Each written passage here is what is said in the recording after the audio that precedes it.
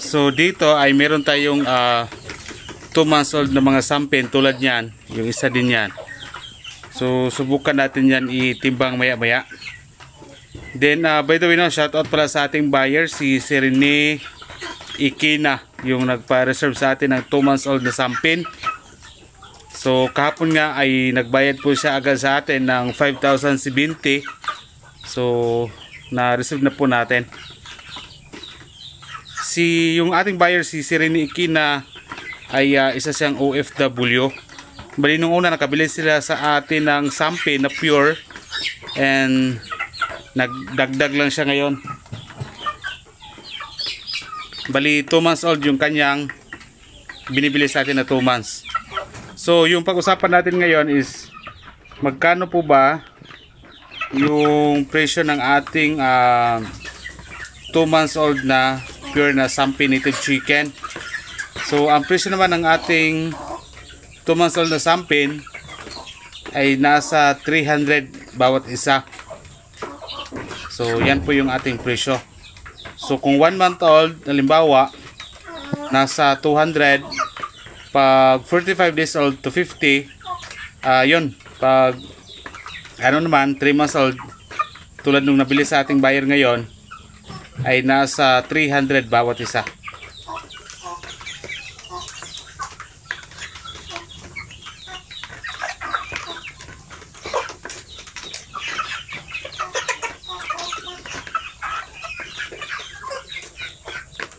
So ito kasi yung pinapalaki natin dito na mga per kilo na sampin, basilan. Ayan, hinalo-halo ko na. So siguro malapit na ito sila mag 1 kilo. But maya para malaman niyo kung ano po yung timbang ng ating pure na sampin, so kukuha tayo ng timbangan mamaya.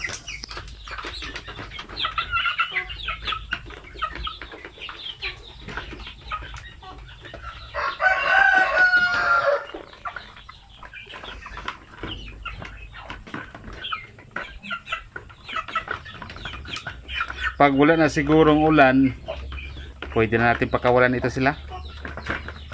Kasi medyo masikip na rin dito actually. Nasa mga 25 to lahat yan, mga sampin yan, 2 months old. Titimbangin natin yan maya maya.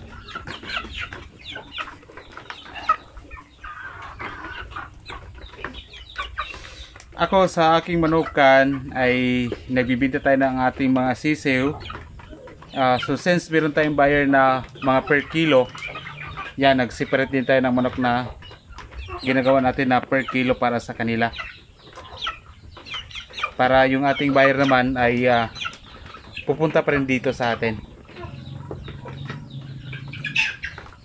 Yung kulang lang sa akin dito, yung manok lang ata yung kulang. Ang buyer ang dami.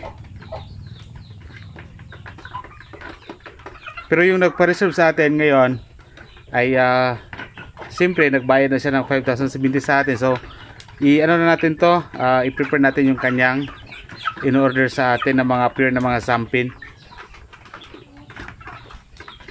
So uuwi daw siya ngayong November.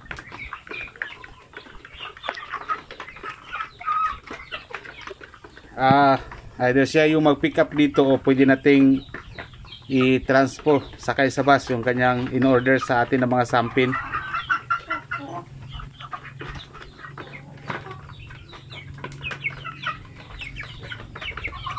Ito kahit mga pinapalaki natin ito na per kilo, hindi ito pipitsugin ng mga manok. Tingnan nyo, yan, example ng ating basila na 2 months old, oh.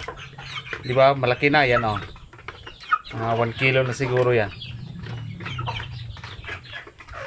So hindi rin ito mga pipitsugin yung ating sinisiparate na per kilo. Sinasadya ko lang talaga ito para sa ating mga buyer, para pag inquire na at least meron tayong maibigay.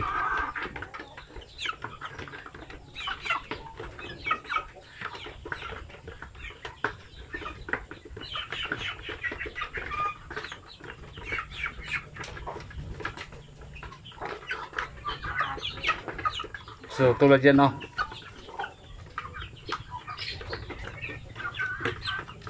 Ang binta ko naman dito ng per kilo nasa 250 pa rin.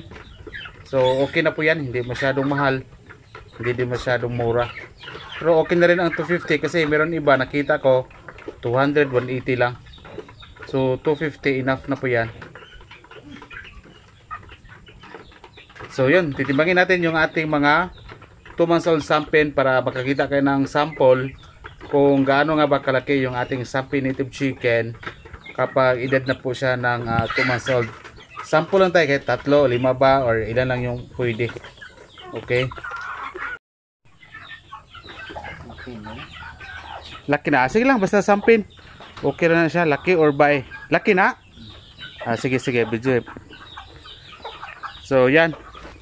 2 months old sample. Sige, butang. Kung tanang to, pila kilo. Oh, mag almost 1 kilo na. Kuha mo kamot ba? Mag almost 1 kilo na. Ibalik.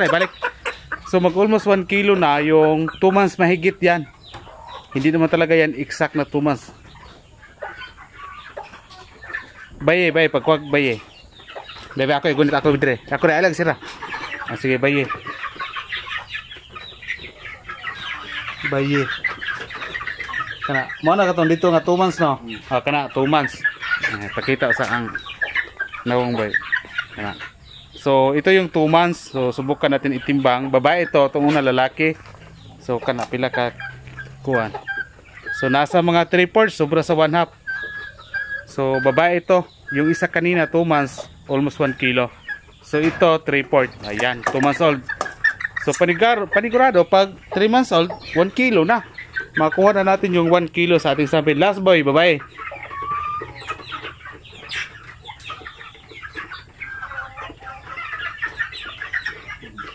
Sige.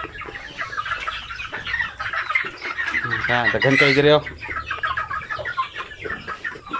Kana ba last? Sige, pilit timbang. 3/4 pa rin. Kasi magkapatid din sila sa 2 months. Ayan, mag 3/4 na yung ating mga sampin na native chicken.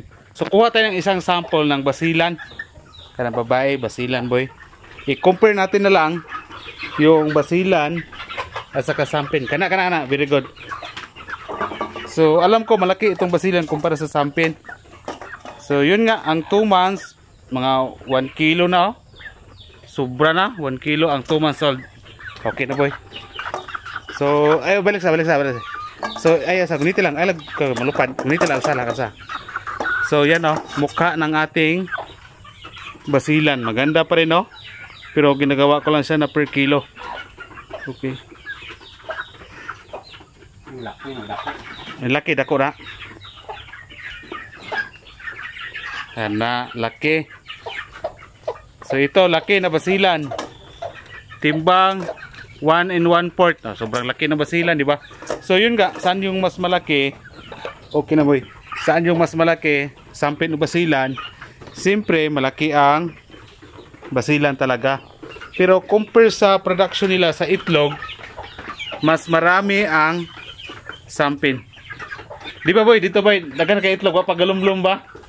So yun nga, yung sabi nung taga pag-alaga sa ating manok dito, marami na daw itlog pero yung ibang sampin ay hindi pa raw naglilimlim.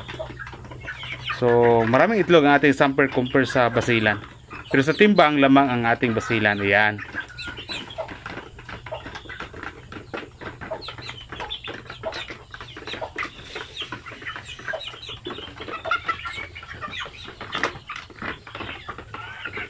So at least may idea na kayo kung gaano kabigat ang 2 months old na pure na sampin native chicken natin at magkano naman yung aking binta kapag 2 months old yung ating mga sampin native chicken. Okay. Yan.